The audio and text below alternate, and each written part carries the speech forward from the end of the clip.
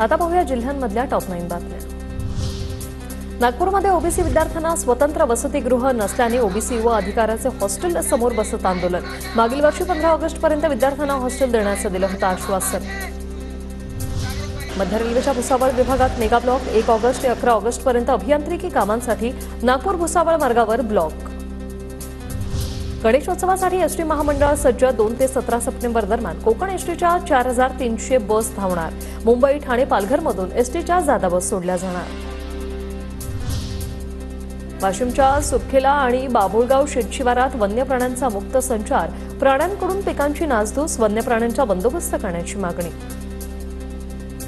नांदेडमध्ये पैनगंगा नदीला पाणी आल्याने सहस्त्रकुंड धबधबा प्रवाहित। धबधबा पाहण्यासाठी पर्यटकांची गर्दी।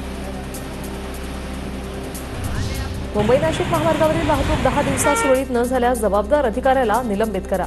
उपमुख्यमंत्री अजित पवार यांचे निर्देश। अतिक्रमण काढण्याच्याही सूचना। कोल्हापुरात झालेल्या मुसळधार पावसामुळे रस्त्याची चाळण। शहरातील प्रमुख रस्त्यांसह उपनगराला जोडणारे रस्ते खड्डेमय। पालिकेने केलेल्या रस्त्यांच्या कामाच्या दर्जावर प्रश्नचिन्ह। मध्य रेल्वेच्या भुसावळ विभागात मेगा ब्लॉक 1 ऑगस्ट ते 11 ऑगस्टपर्यंत अभियांत्रिकी कामासाठी नागपूर भुसावळ मार्गावर ब्लॉक। महाराष्ट्र गुजरात सीमा भागातील 12 गावातील नागरिकांच्या पाण्यातून जीवघेणा प्रवास। एका गावातून दुसऱ्या गावात जाण्यासाठी पूल नसल्यानं जीव मुठीत घेऊन प्रवास।